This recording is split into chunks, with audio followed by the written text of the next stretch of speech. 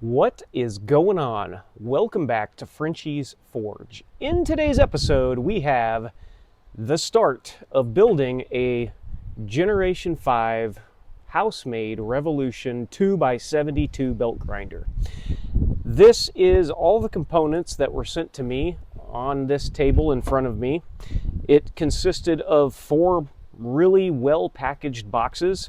You can tell that Brian and Sarah and the people at Housemade really put a lot of effort into packaging these up so that they could make it to me in one piece. Now, these wheels they make in-house at Housemade, and you can tell that these are quality wheels. We have a drive wheel with their logo etched on it.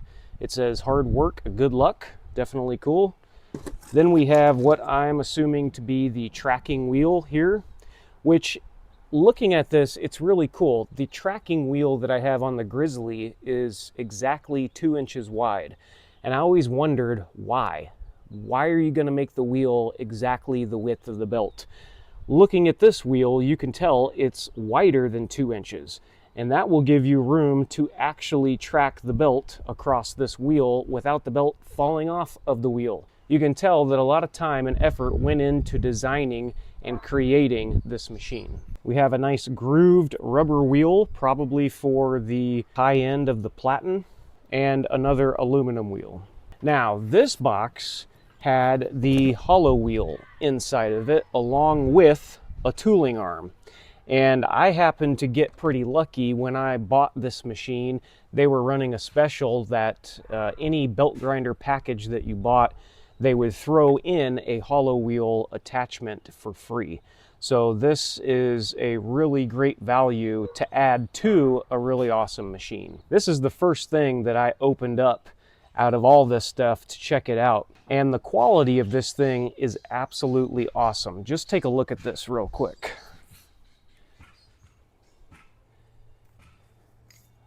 An absolutely beautiful piece to the belt grinder, and the wheel and bearing is just super great. This thing will continue to spin for quite some time. You can tell that this is definitely really high quality materials. All right, so we've opened up a few boxes and we've gotten to see the quality of the material. It's definitely there. So far, I'm really impressed. Now, if you're watching this video to learn how to build one of these machines, then that is totally great. And I plan to maybe not do a complete play-by-play of every single thing, but I will share most of the experience of building this. If you're looking for a full tutorial of how to build this step by step, I recommend going over and checking out Brian's YouTube page at Housemade. He has multiple videos that go through and explain in great detail on how to put these machines together. This video is more so going to be similar of how to build it, but from a perspective of someone who didn't create and plan the machine.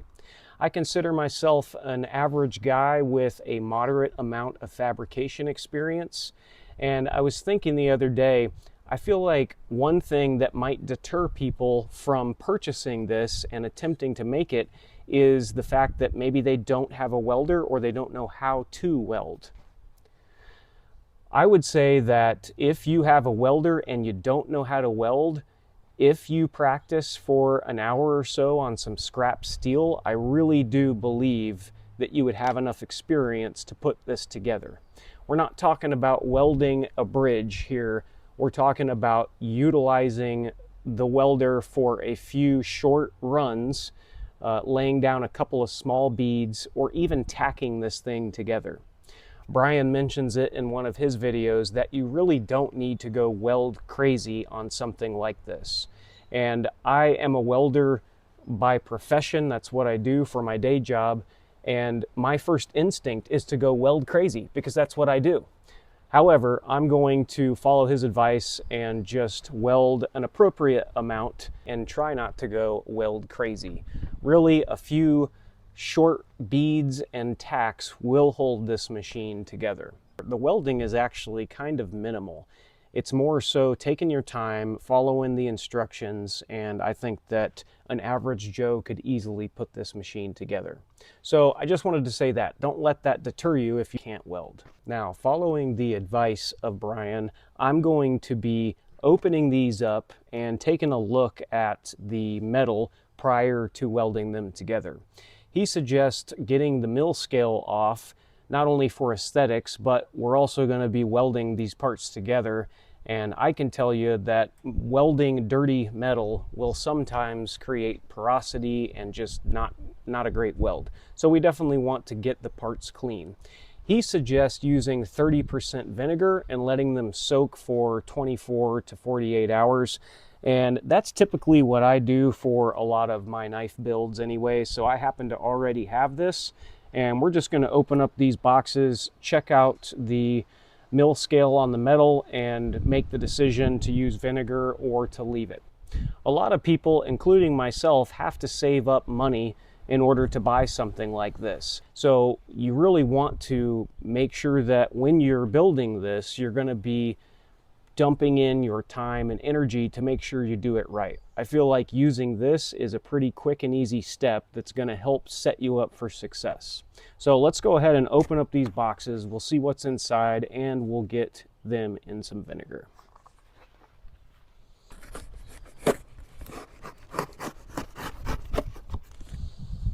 This knife definitely makes short work of this box and strapping.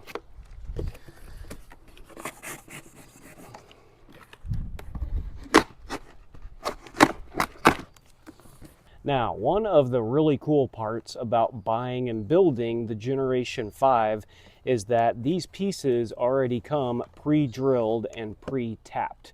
And I can't speak to the prior generations, but I think that that was something that you also had to do on the older generations. So this is definitely something that me as a customer really appreciates. In the interest of saving time and making sure this video doesn't end up an hour long, I'm going to be doing some time lapse of some parts of this build. I'm putting all of the metal bits into the container, pouring the vinegar on it, and letting it soak overnight to remove the mill scale. Now, this is not necessary. You don't have to do this, but I do recommend doing it, and it just helps clean up the metal to make it easier to weld, but it also gives you a nice clean look at the end. And there's several other steps that I've taken during this build for aesthetic reasons. The vinegar is one of them, cleaning it up. I also, after this, am using a DA sander just to kind of further clean up the steel. And at the end, I'll be applying a product called Penetrol, which is what Brian recommends to pretty much coat the steel and just prevent it from oxidizing or rusting over time.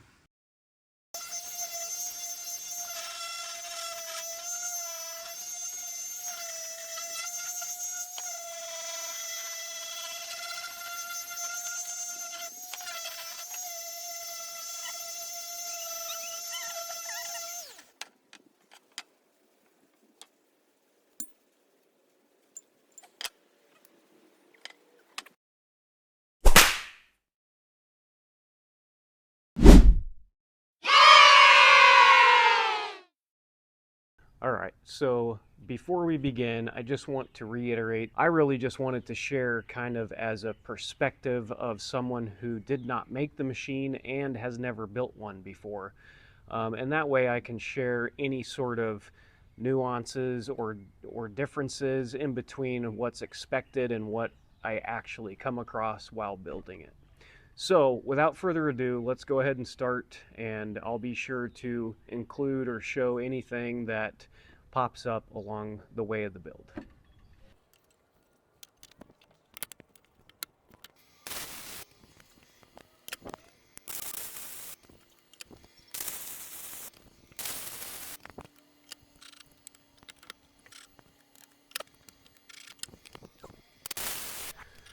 All right, so now that we have the risers tacked in place, we're looking pretty good.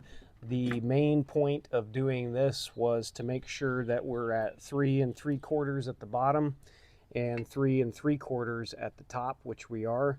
We're also relatively good on our 90-degree angle here. And the most important thing is that our bolt freely spins between the two risers. So now that we have it tacked in place, we know that we're sitting pretty good. We're going to go ahead and throw a couple of 1-inch beads down the sides of these risers.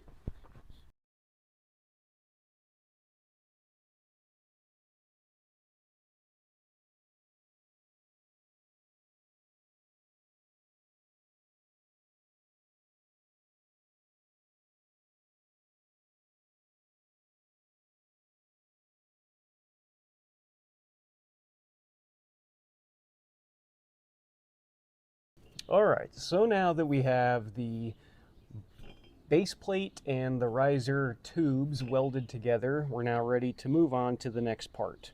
And in his video of watching him build this thing, he says that this is one of the harder parts to get right.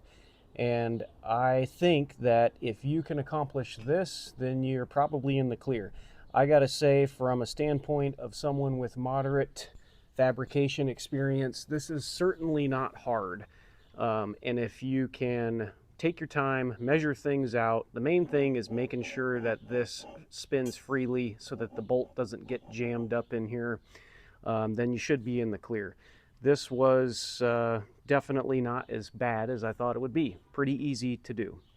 The next step is going to be welding together the receiving tubes or receiver tubes, which I believe are going to house the tooling arm and the work rest. So that's coming up next. Now that this has cooled down some, we can move it out of the way for now.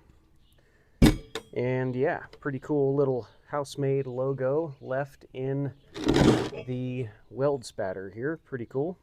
So for the receiver tubes, the one thing you want to make sure you're doing on this particular build is that you have the tapped holes opposing one another. So both on the same side and facing outward. And I don't have any can't twist clamps, but I do have these cheap little clamps, which I think will work pretty good.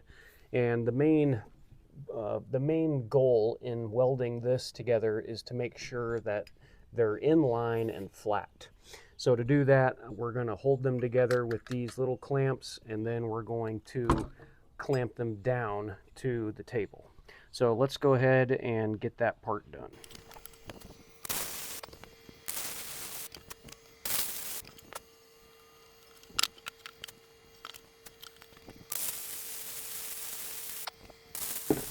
And just like that, we now have the receiver tubes welded up and looking pretty good. We're ready to move on to step 3, and that is this piece and the little tab that we're going to need to weld into this hole here. This is for the spring. I think we can utilize these magnets and just kind of place them in here like so and get a pretty good angle. So that way our tab and our work table are at the same angle.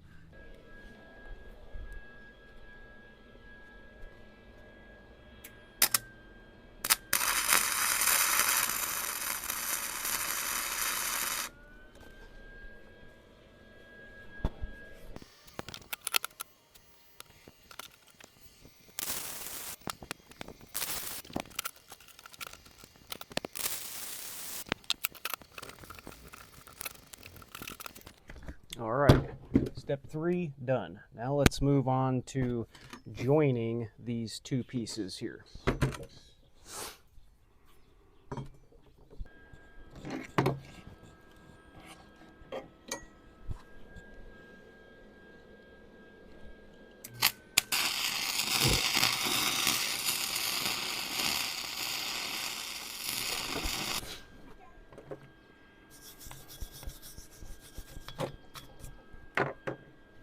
All right, now that we have this part of the build done, We're now ready to weld the motor plate onto this part here.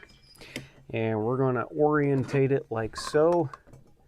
And we're pretty much just keeping the front part flush here and then making sure that it's pretty well in the middle and lined up with the radius of the outside tube back here.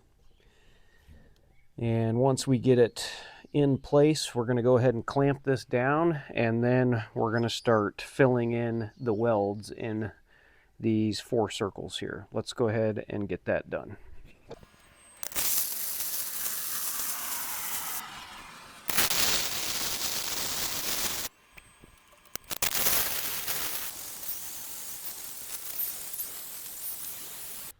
All right, so now that we're ready to move to the next step, what is the next step? Well, we have the body that we just mounted the motor plate to, and it's over here cooling down still. So we're going to turn our attention back to the base, and specifically installing the little pivot brackets that's going to help this machine tilt 90 degrees, horizontal or vertical. Now there's a specific orientation that you have to put these on, and I would suggest watching his video to make sure that you get that right.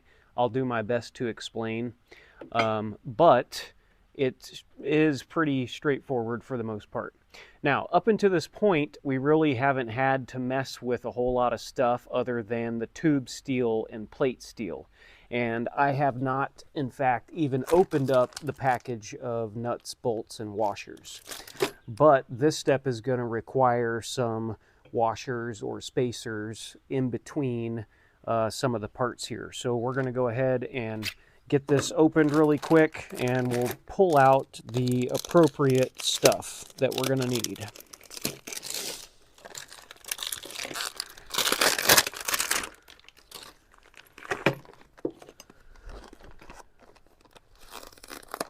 This sweet little file dagger makes short work of this bag. This is pretty easy not to mess up because I believe, looking at the bag real quick, these are the only ones this size. So we've got several there. Here is our nut that we're going to be putting on the end of this once we get it complete, so we'll have that one. So with the cutout of the tube facing away from you, like so, we're going to add on one of these little brackets with the flat side away from you and the pointy side up. And then we're going to add on a little shim.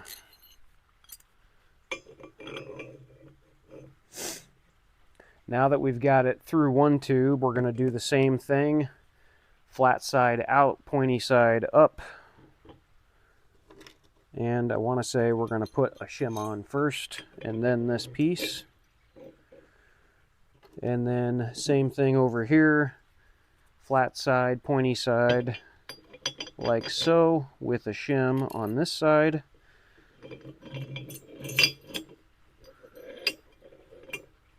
And finally, the one bracket that has the slot cut out for our tapped hole over here will go on last. So we'll put another washer on, flat side, pointy side, up and out. And there we go. Now that we have this whole assembly together, we're going to go ahead and just screw on our nut. Okay, now that we took the time to tighten this nut down at least a little bit, enough to where it has a little resistance, but it can still move, we're ready to turn this over onto our receiver tubes and weld them up. So what we're going to do is just let it fall down like so, with the flat side of the hinges hitting the receiver tube, like so. Now, to give you a good idea of where exactly to place these, see if I can move this a little bit to show you.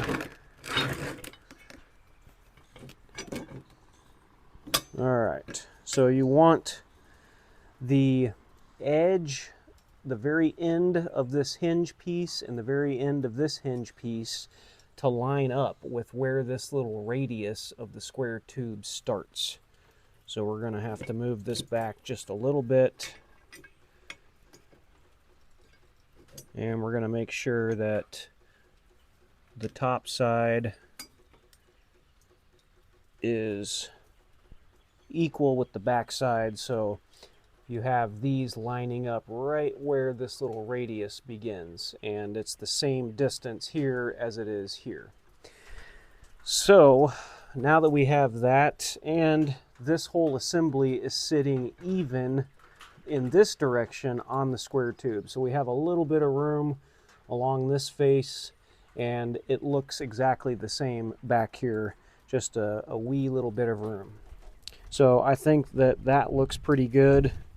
We're going to go ahead and put a couple of clamps onto these two hinges so that they pull together tight, and then we're just going to tack them right here on the front, and then we'll repeat the process for these back set of hinges, tacking them just on the front. Let's go ahead and get that done.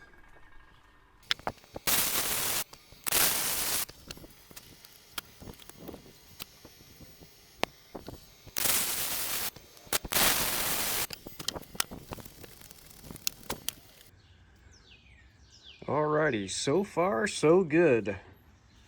We are moving on to the next step, which is securing this tension spring in, which I've done here on the tab and on the back of this tube. And the next step would be the prefabricated tracking mechanism. But before we jump into that, I want to jump into hooking up the handle for this. And to do that, we're going to be using a couple of pieces provided, the actual handle, and then also this chunk of solid square. And what the idea is here is that we're going to need to fit this inside of this tube, and you can see that it doesn't quite want to go in there, so we're going to have to bust out the carbide burrs and kind of clean this area up some, and then we're going to be able to fit this in here, and then we're going to go ahead and weld that cube onto this handle, and then it will be able to fit into here so that we have an actual handle for the tracking arm or the tracking pillar.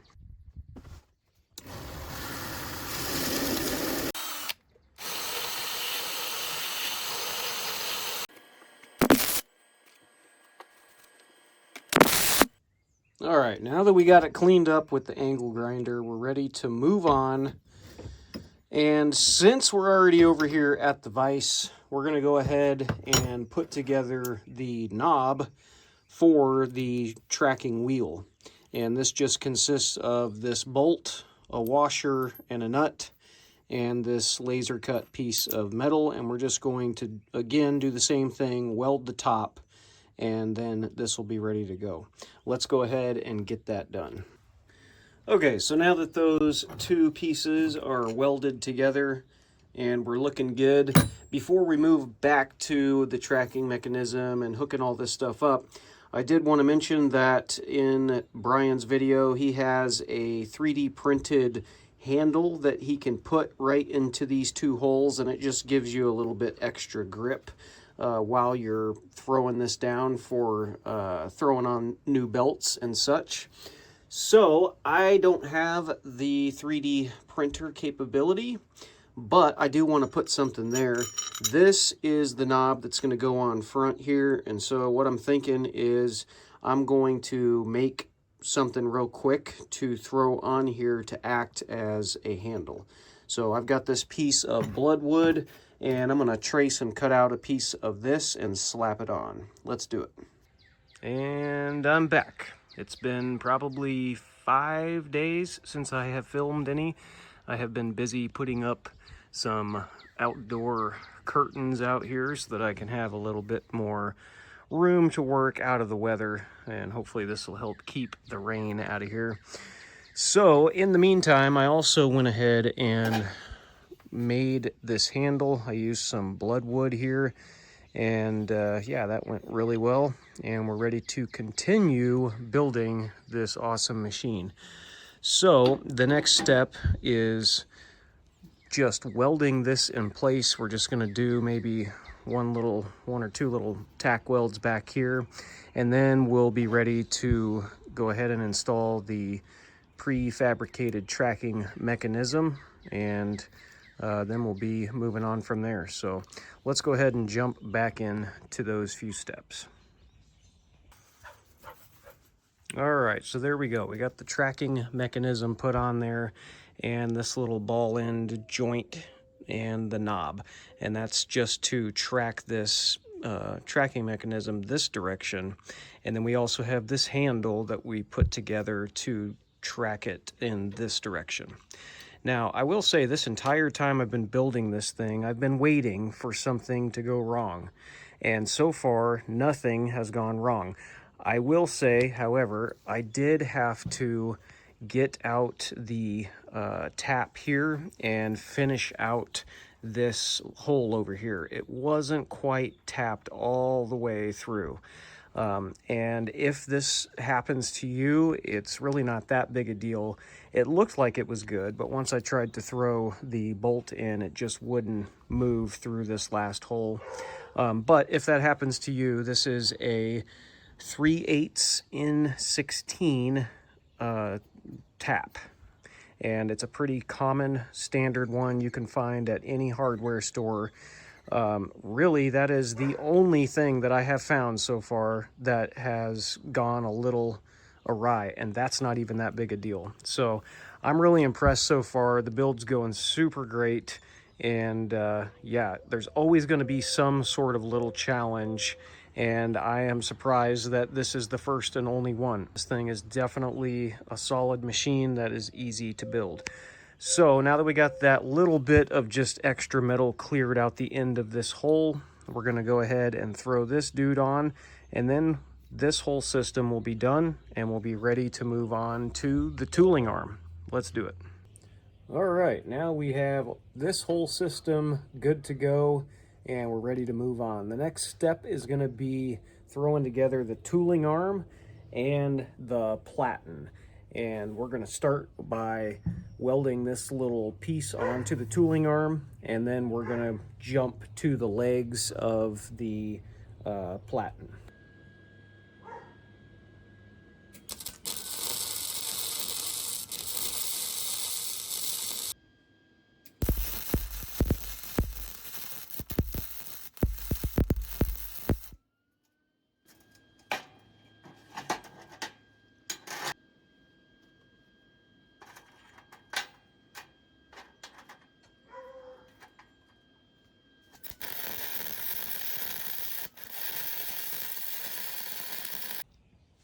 All right, now that I have welded up the brackets, we're ready to bolt them to the side of this platin housing thingamabob, whatever this is.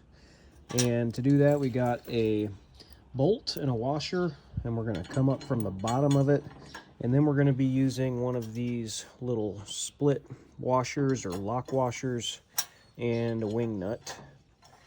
And we're just going to thread it on here and do that to both sides.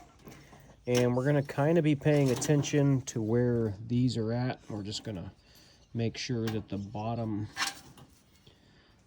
of these two are relatively flush on both sides.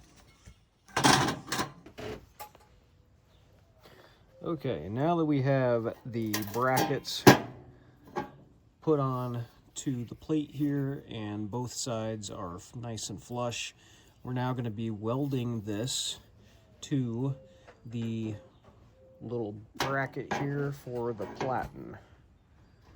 And we're just going to line it up and split the difference and use this magnet to hold it into place while we tack it.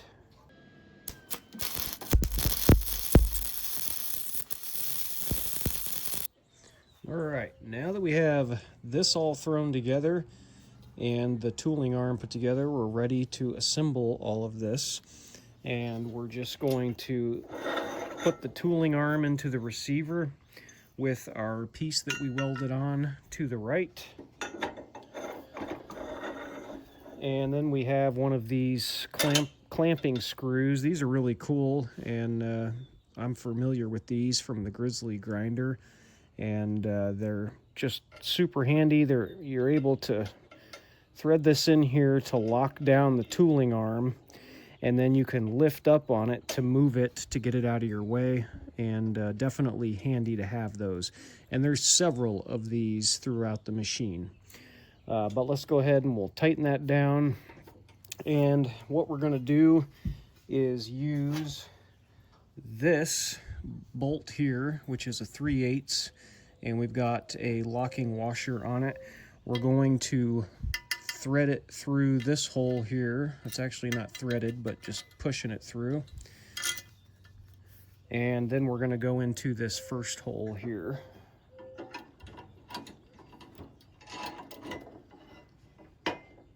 And then on the back side, we have a washer and a nylock. The next one is a 3-inch carriage bolt, and you'll notice it has the square head on the back, which is nice for this slot. So we're going to stick that into this side. And then on the back side, we have another washer, a lock washer, and another clamping doohickey screw mabob thing. And there we go. Now this thing is really in place, and with just a little bit of a turn here, we can loosen this up and adjust this. I mean, look how much rotation you get out of that. That's insane. I really, really dig that. The Grizzly grinder only has, I believe, 30% of a tilt, and this is clearly more than that. I'm not even sure what it is, probably more than 45. I don't know. Either way, it gives you a ton of, adjustment to the angle, which is cool. I think the next step is going to be moving on to the work rest. Let's go ahead and get that done. All right, so now we're ready to start with the work rest assembly, which is this tube that has the cut on the end of it here, the secondary tooling arm, or the adjustment here, and then the receiver and the hinge. I also forgot to mention the last step. We added this bolt and washer up here, and this is something that you can tighten down to keep it in vertical or horizontal position. But to do this next step, we're going to take a clamp and clamp these two pieces down. Now, the orientation of these two pieces is important. They need to go together like this, and you'll notice there's a hole over here. If you're doing this, it needs to be away from you, and I'm pretty sure, watching Brian's video, you can see that this hinge piece isn't as wide as the tube, and it may not matter, as I don't know, but it looks like he has it positioned towards the bottom. So we're going to go ahead, throw it on the table, clamp it down, and stick it together.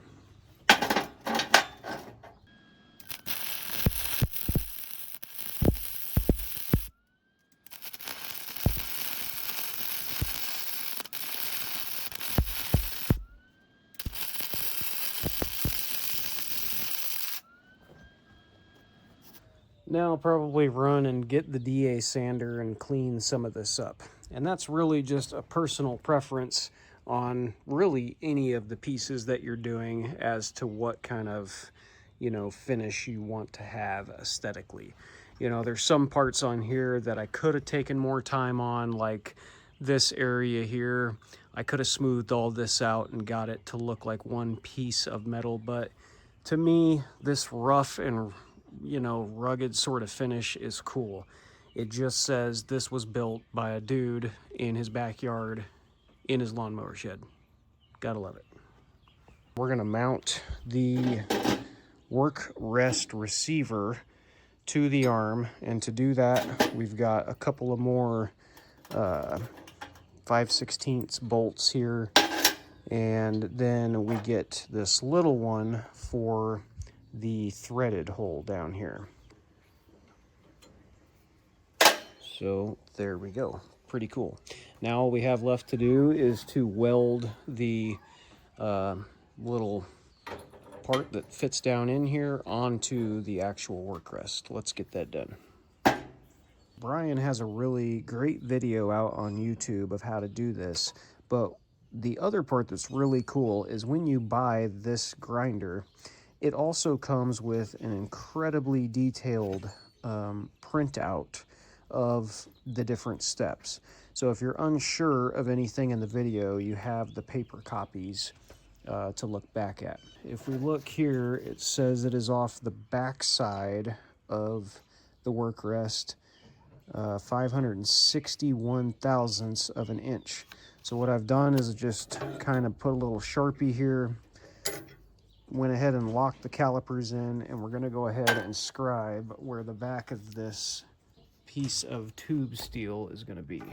All right, so you can see that we at least have this intersection here, and that's going to indicate where the corner of this is going to lay. See if we're close. Okay, so now that we have that part done, we now have a Revolution Gen 5 sitting on the table. Super exciting. Most of the fabrication stuff, if not all of it, is now complete. We have built the bare bones grinder. So you've got the work rest in the vertical position, which is awesome.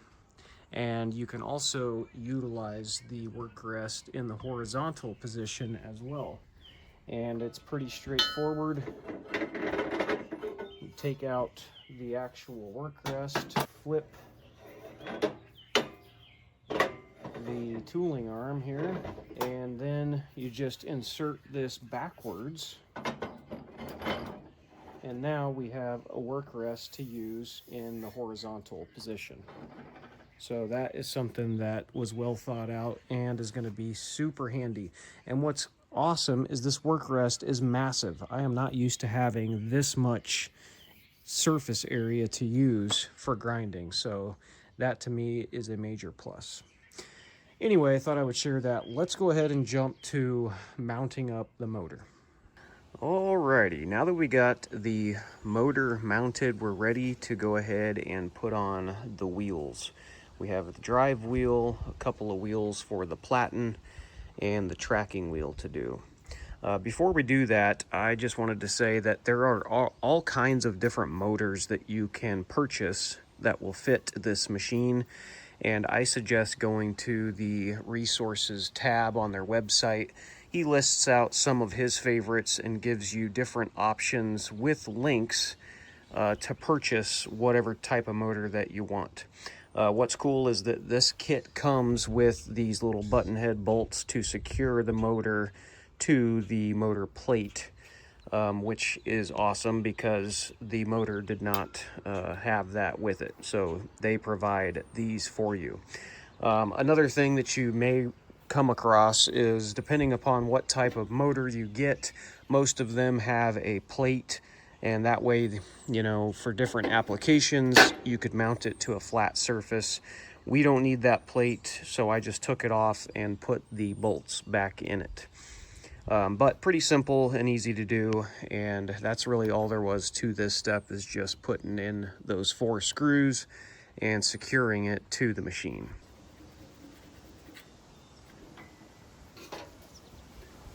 Okay, that looks much better. Now we're just going to slide this back over top, line those up, and yeah, there we go. Now we've got the little square piece in there, and that's just to hold the set screw up against the actual motor. That way when this turns, the wheel will turn. And to do that, you'll see you got a hole over here and I believe it is an 1/8 inch Allen head that will tighten that down, and we're just going to go ahead and snug it hand tight. Alright, now that we have the drive wheel mounted, we just give it a quick spin to make sure that it's spinning freely. This does sit really close to the button head bolts back here, so just make sure that it can spin freely. Now that that's put on, we're going to flip this back up vertical, and we're going to install the tracking wheel. Now this tracking wheel consists of this bolt with a spacer, a carbon steel spacer, and those just sit up against the bearings. Thread that through, and then we'll add another carbon spacer that I just dropped in the grass. And just like that, we're going to go ahead and put this into the prefabricated tracking mechanism. And this one does thread into the tracking mechanism, which is aluminum, so you don't want to crank this down super tight. You want it tight enough to where there's no play and it freely spins, which it does. All right, now we're ready to move to the wheels of the platin. And the grinder kit came with this aluminum wheel for the top and this 4-inch contact wheel for the bottom. Now you notice on the bottom here it's got 2 holes, and this hole would be for another one of these wheels if you chose to buy your wheels separate from the kit, which you can do. I just decided to go ahead and purchase the wheels from them to make it easy, and the one that I chose was the 4-inch contact wheel.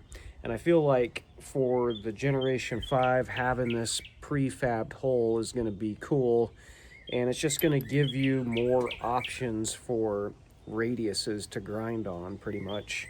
And I just figure I will go this route. I kind of like having different sized wheels, you know, at the ready. So to put on this top one, we've got a 3 3/4 1/2-inch bolt here, washer, carbon steel spacer again, and that's going to go on through there. And then we've got another carbon steel spacer, 2 more 1/2-inch washers, and then we're going to put that through this hole here. And then on the back side we have 1 more washer and a nylock. And then we're going to repeat the process on this bottom hole here with the 4-inch contact wheel.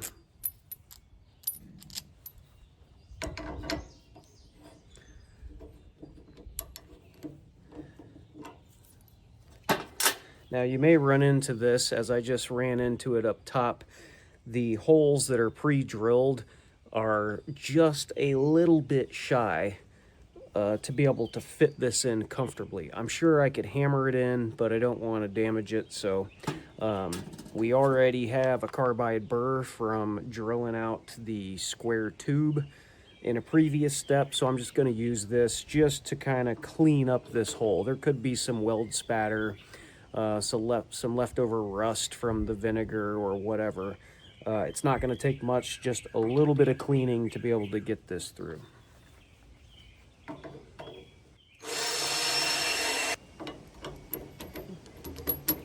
There we go. So that is the last of the wheels. We are now ready to throw a belt on this thing and see if we can get it to track. Let's do that.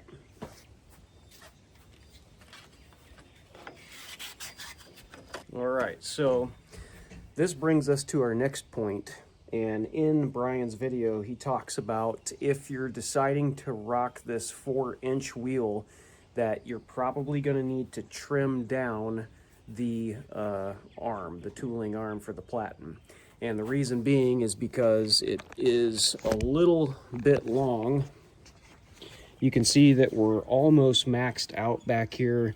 We're getting pretty close to the motor, and you can tell that we don't quite have enough space to get it up on here.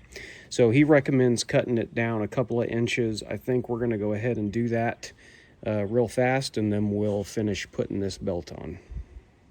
Alrighty, so after about an hour spent cleaning up in here and rearranging some things, we now have a new space for this machine.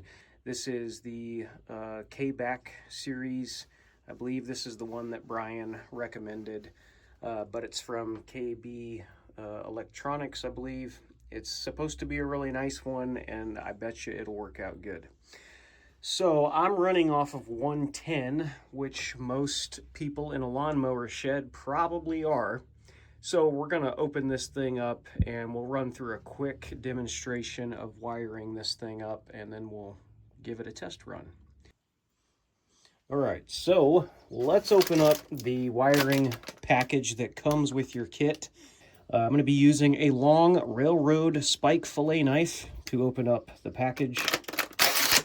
And who said that railroad spike knives weren't sharp? I mean, come on. You have some wire nuts. You got the little prong ends to hook into the VFD.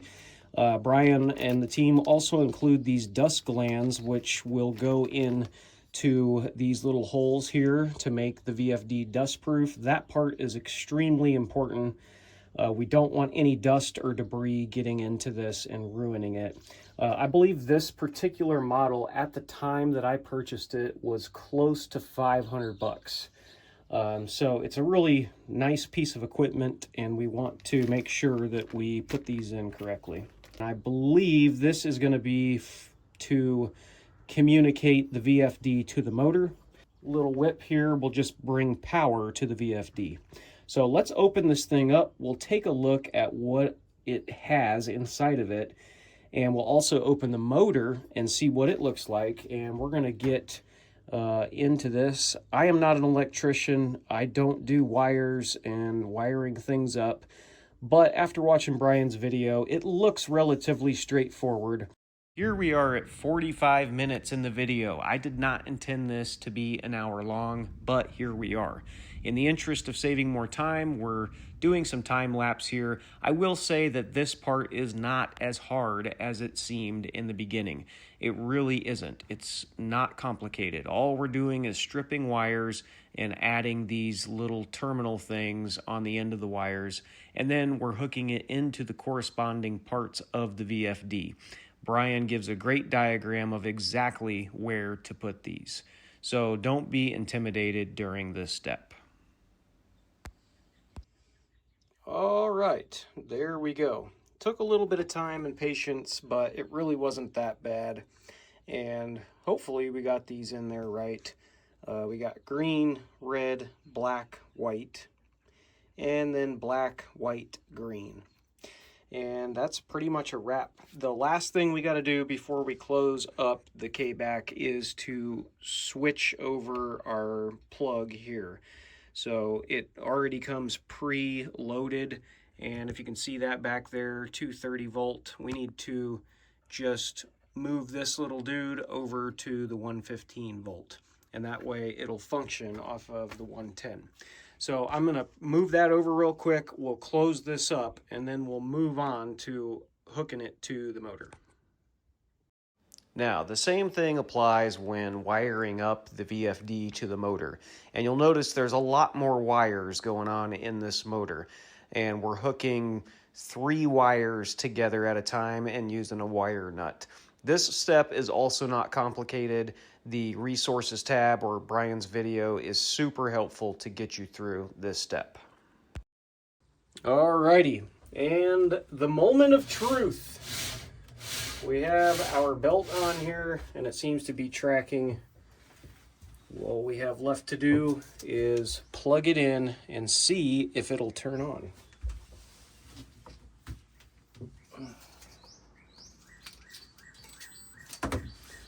And there we go. We got a light to come on, status. We're going to make sure it's in 0.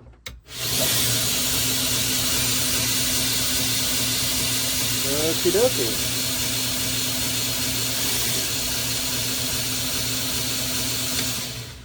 So something is crossed here. Some wires are crossed of some sort, because it should not start immediately going, I don't think.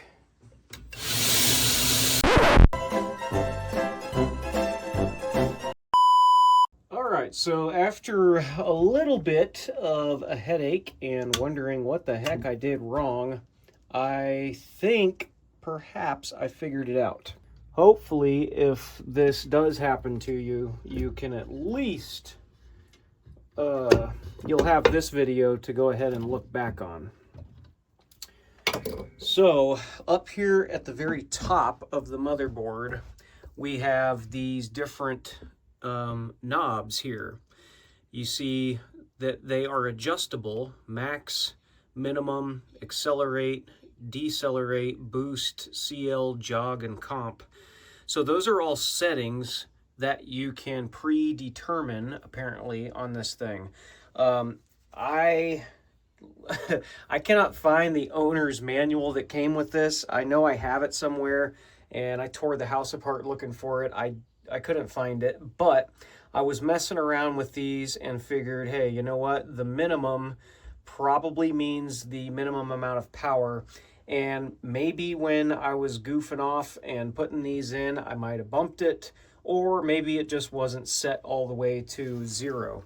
But one cool thing with the K-back is you get this little adjustable dealie here, this tool, and you can go in and change these settings. So that's something to pay attention to, your max and your minimum. And hopefully, if you guys run into the same problem, you'll now know that that's what it is. And you can see as soon as we plug it in, we get the status symbol to pop up. Let's go ahead and zoom you out, and let's see this puppy purr. Excuse my gross fingers. Yeah, fingers of a metal fabricator, no doubt. All right, so here she is in all of her glory, in the most beautiful spot. And my friends, it is alive. It is alive. I'm very excited. I mean, would you just look at that? What a thing of beauty, my friends. Well, how do you like that? A brand new built Generation 5 Revolution Housemade 2x72 sitting on my work table. Pretty freaking cool. And I gotta say, the experience was awesome. Very, very rewarding. To be able to receive all of these bits and pieces on my front doorstep, to beginning the build of tacking it all together, screwing everything down, tightening up the nuts, to wiring the motor and mounting the motor, to wiring the VFD. It is just an awesome experience. I can't tell you how much fun I had. I really did have a ton of fun making this machine. I really hope that you guys got some great information out of this video, and I highly recommend saving up your money to get one of these. If you're like me and you're used to rocking something like this, keep doing it. Keep rocking that grizzly grinder, keep making knives, and keep perfecting your craft. But at the same time, save up your money, do yourself a favor, and get something that is super high quality. You won't regret it. The grizzly grinder is great, but after owning it for a year, I just can't use it very much anymore. The motor overheats, and I can only grind 10 minutes at a time, and for what I do, it just doesn't cut it. So I think the decision to buy this machine and build it was the right one. If you guys are still watching to this part in the video, I really, really appreciate it. Thank you so much for your support. It really means a lot to me, and I look forward to making more knives on this machine and making more videos about the machine. In fact, the next video that's coming out, I'll be pretty much doing a review of the grinder, but we'll also be reviewing an attachment that goes with the grinder, and that's the Housemade small wheel attachment.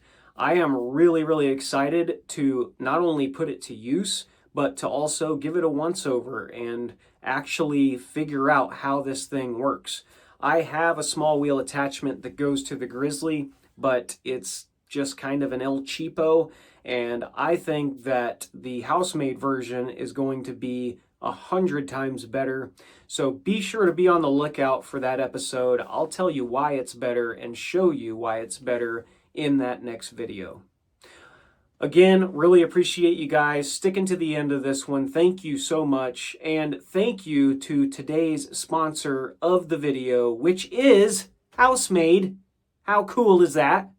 Super cool. I still can't get over it. I really am just pumped that they would think enough of me to let me be a part of their team. It really is cool. And even if I wasn't a part of their team, this video would still be out and I would still be saying the awesome things about this grinder because it really is just an awesome machine. Anyway, that's it for me for now, for today.